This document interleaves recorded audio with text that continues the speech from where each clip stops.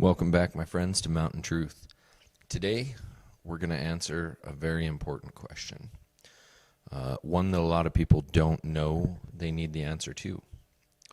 And that's, why is Jesus necessary? To answer that question, first we have to dig deeper into our understanding about God in general. If you look at God subjectively in the Bible, you'll understand that he is completely just. When you have a being that's completely just, let's look at the definition of just. And that's not letting a single crime go unpunished. So basically, God being 100% just cannot let even the smallest breaking of his law go unpunished. Otherwise, he could no longer remain who he is. With God being, completely honest and completely just, there's no way around that. Every single thing that we do that's against his law absolutely has to be punished. So Jesus was 100% necessary. It was God's way. He loves us so much that he wants to be with us. And it was his way of making sure that we got to be with him. Basically, if I took a vial of completely 100% pure white ink, for example, or orange ink, or whatever color of ink you like, and took even on the smallest nanoscale, the tiniest amount measurable, let's say an atom of any other color ink, and I put it in there, you got to ask yourself, would that ink remain pure? Would it still be pure orange or pure white or pure black or whatever it happened to be? And the answer is no. It might be mostly, but it would cease to be pure. So that's where we have the problem. And it's our problem, really, is that, we are not 100% pure beings like God is. And in order for us to be in his presence, it would be like if we took a drop, even if you were a very, very good person by human standards, you would be that drop of off-colored ink, and just even being in his presence would throw off his purity on that scale. He's so pure that he can't even have humans in his presence that haven't been purified, you see. So the simple thing is we need to be purified. And God paid the price for us.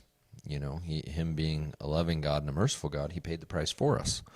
So here's how this basically goes, is he wants us to be with him. But somebody who was human had to pay the price, since we're humans.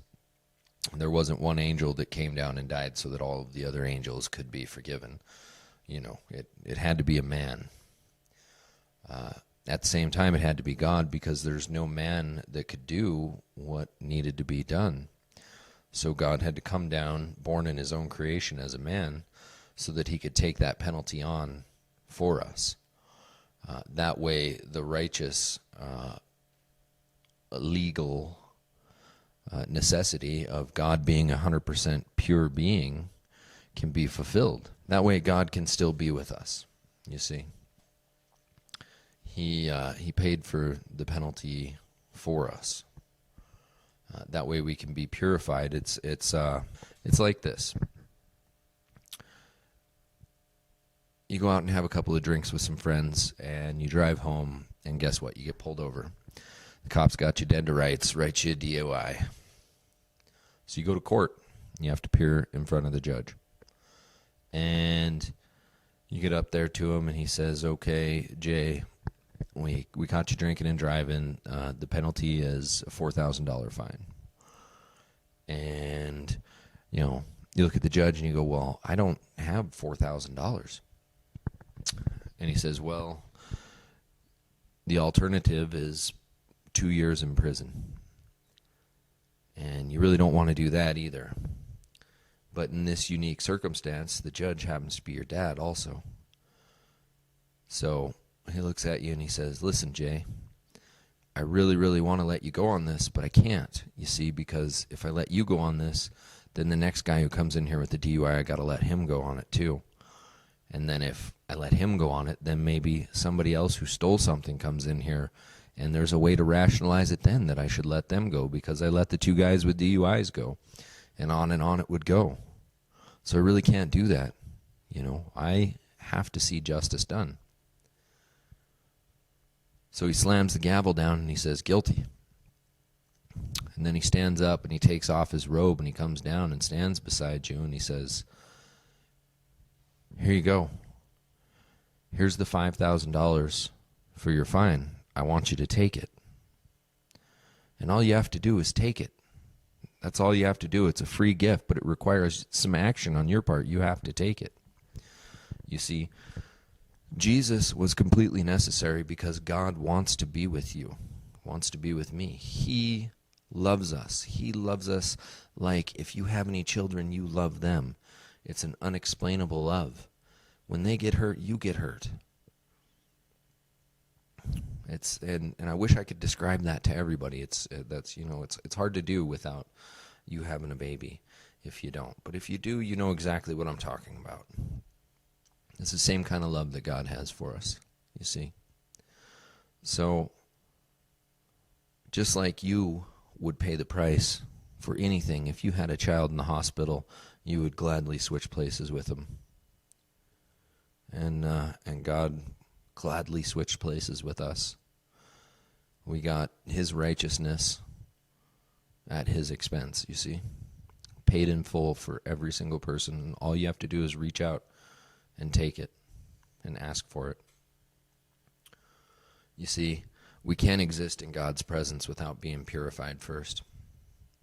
That's just an unfortunate truth. He can't compromise who he is just because it's convenient for us. No matter if we agree with it or not. Or if we look by human standards and say, oh, that guy's not so bad. Well, not so bad to us is completely different. The hard thing to understand is just how good and righteous and pure God is. And I think it's impossible to understand by our standards. It's impossible. But it doesn't change the fact that he paid your debt in full just so that you can be with him. If you look up in the sky at night, you'll see that he demonstrated the ultimate power. It's easy to see. But if you were going to demonstrate ultimate love, how would you do that? You see? It's all part of his plan. Jesus is 100,000% necessary if there were such a percentage. He's necessary on every level. We can't be that off-colored ink. We have to be pure if we want to be with him. And he did it all. Paid the whole price and everything for us. So there's no doubt that he wants us to be there, you see. It really is that easy. There's some other characteristics that God has. God is 100% just. But on the other hand, he wants to be merciful to us also. This goes hand in hand with why Jesus was necessary, you see. Socrates said, it may be that the divine can forgive sin, but if it is, I don't see how. And what he was referring to was that problem. How can something be 100% just and still forgive someone, Because if you're to have mercy, the definition of mercy is to let someone off the hook who doesn't deserve to be, to let someone go who doesn't deserve to be let go. You see, so you have this contradiction. You have God being completely just, yet he wants to be merciful, you see. So when he came down, when Jesus was here, he took that on himself as a man. As God, he took down our punishment as a man so that he can fulfill the wrath that he has with his justice and remain completely just and yet show us mercy at the same time, you see. Completely cleared our case in court. On Judgment Day, everyone is got an appointment. We've all got an appointment with God. We've all got some explaining to do, you see. If you have the righteousness of Christ, though, that's all he sees when he looks at you. He opens up your book and sees Christ's perfect record, and he says, okay, you're in. Your passport's stamped. You're ready to go. And if you don't have that, you're going to have to stand on your own merits. And there isn't a person alive that has ever lived aside from Christ who can stand on his own merits. You have to go from birth to death without ever messing up. Ever. Perfect record. You see, that's why Jesus was completely necessary. It took God to do that, and it took a man to also take the punishment. If you have any further desire to study this topic, you can go to the book of Ruth. It's a little-known book in the Bible. A lot of people just skim over it, but there's a nice story in there about the kinsman redeemer and how God's legal system works for clearing us Christians. So and how Jesus is allowed to redeem us by God's law.